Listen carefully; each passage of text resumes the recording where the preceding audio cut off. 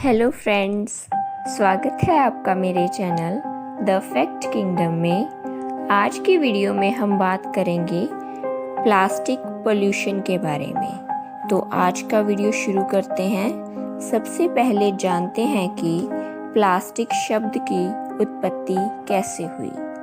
Plastic शब्द की उत्पत्ति ग्रीक भाषा के प्लास्टिकोस शब्द से हुई, जिसका अर्थ है बनाना।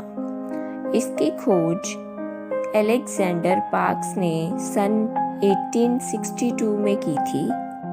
हमारी रोज़ाना ज़िंदगी में प्लास्टिक का प्रयोग दिन प्रतिदिन बढ़ता जा रहा है।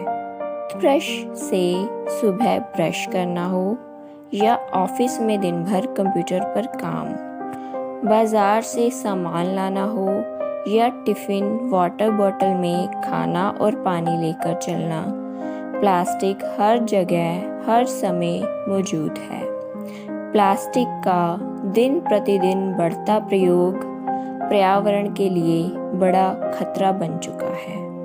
अब जानते हैं कि प्लास्टिक पोल्यूशन क्या होता है। प्लास्टिक से बनी चीज़ों का ज़मीन या पानी में इकट्ठा होना प्लास्टिक पोल्यूशन कहलाता है, जिससे वन्य जंतुओं, मानवों के जीवन पर बुरा प्रभाव पड़ता है। प्लास्टिक पोल्यूशन प्लास्टिक के कचरे से उत्पन्न होता है, इसीलिए ये मिट्टी, जल और हवा के प्रदूषण को बढ़ा रहा है। प्लास्टिक ने हमारा जीवन जितना आसान किया है, उतना ही इसकी वजह से हमें कई मुश्किलों का सामना करना पड़ रहा है।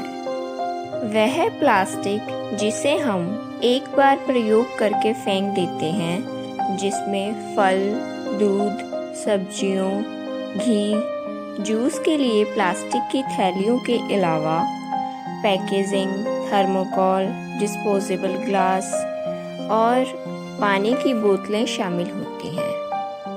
हर मिनट 10 लाख प्लास्टिक की बोतलों की खरीदारी की जाती है। भारत में सालाना 94.6 लाख टन प्लास्टिक कूड़ा पैदा होता है।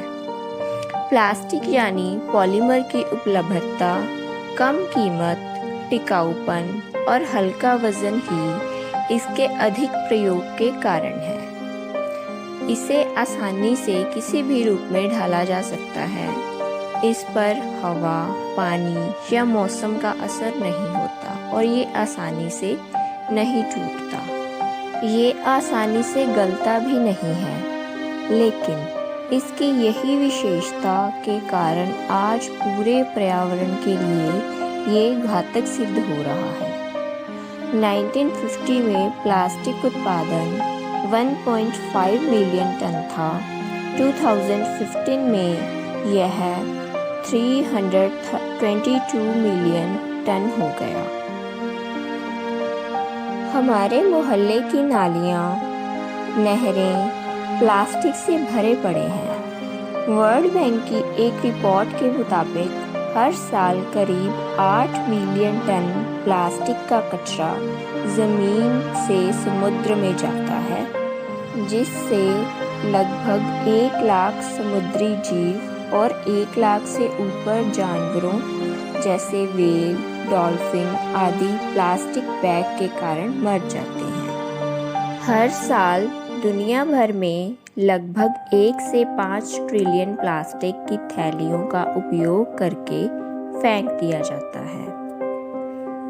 उत्तरी प्रशांत में मछलियाँ हर साल 12,000 से 24,000 टन प्लास्टिक निगल जाती हैं।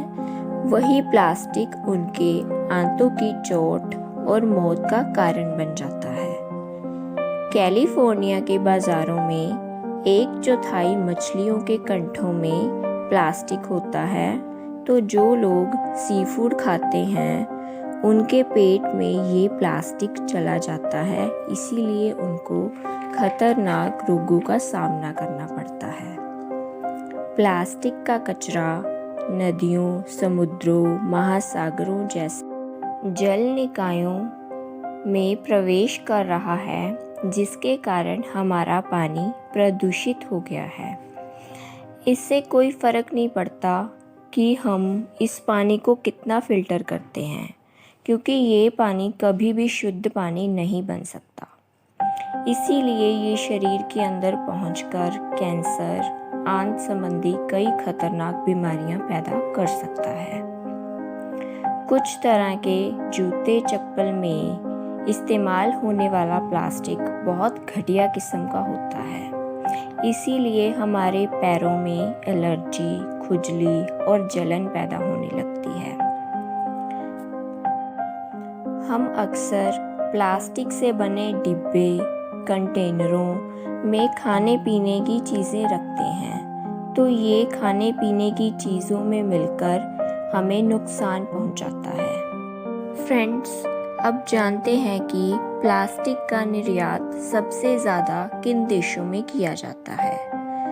चाइना ऐसा देश है जो सबसे ज़्यादा 24.8% प्लास्टिक निर्यात करता है।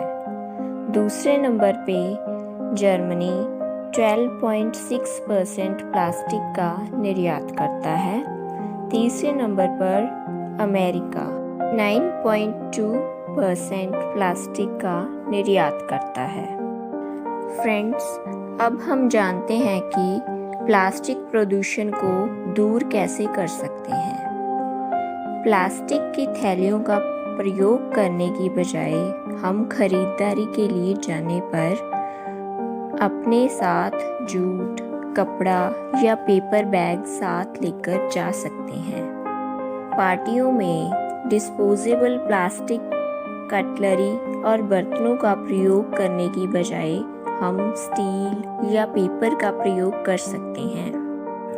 हमें प्लास्टिक के पतले ग्लास, तरल पदार्थ, पीने के लिए स्ट्रॉ इत्यादि का इस्तेमाल नहीं करना चाहिए।